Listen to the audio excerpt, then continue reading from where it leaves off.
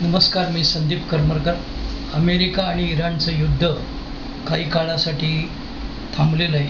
America इराणला पुष्कळ संधी देते, परंतु इराणच्या डोक्यामध्ये काही प्रकाश पडत नाही आहे. इराण जर अमेरिकेने आत्तापर्यंत इस्रायलने मिळून जर हल्ला केला नसता तर काही वर्षामध्ये इराण हा न्यूक्लिअर पॉवर बनला असता आणि तो कुठल्याही देशावरती न्यूक्लिअर पॉवर यूज करायचा शक्यता होती आणि त्याचं ध्येय होतं संपूर्ण जगाला इस्लामीकरण करून टाकण्याचं.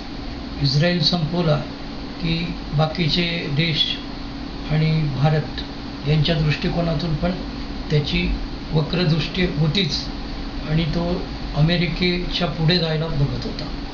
परंतु अमेरिकेच्या आणि इस्रायलच्या लक्षात असं आलं की इराणची जी सत्ताधारी आहे ते एक्स्ट्रीमिस्ट आहे आणि त्यांनी जर अणुबॉम्ब बनवला तर ते कोणावरती अणुबॉम्बचा उपयोग करतील.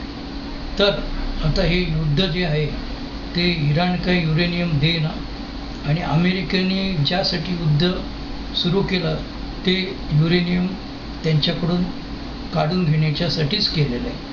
तर आता मला असं वाटतं की जूनच्या एंडपर्यंत, म्हणजे त्याच्या आजसुद्धा होऊ शकतं, जूनच्या एंडपर्यंत या युद्धाचा निकाल लागेल आणि त्याच्यानंतर मला असं वाटतं की इराणचं नुकसान खूप झालेलं आहे. त्याने अजूनही नुकसान करून घेऊ नये.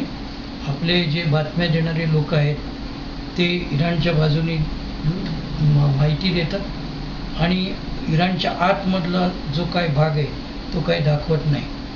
तर इराणने आता थोडक्यामध्ये एक तर माफी मागावी आणि त्यांनी सरेंडर करावं, की त्यांच्या लोकांच्या दृष्टीने अतिमहत्त्वाचं आहे. उगाच जास्त महत्त्वाकांक्षा बाळगून फायदा नाही आहे.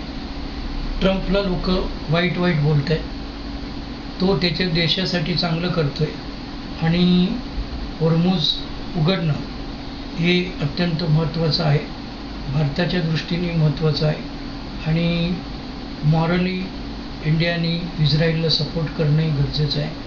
तर मी आशा करतो की पुढील होणाऱ्या काळामध्ये इस्रायलपेक्षा इराणने समजून घेऊन 2 पावलं पुढे चालावे. नाहीतर एकच चांगलं आहे की अशा देशाला अर्धवट सोडण्यात काही उपयोग नाही, त्याचा पूर्ण खात्मा करावा हेच योग्य आहे. आपण माझा व्हिडिओ बघता याबद्दल धन्यवाद, आभारी आहे.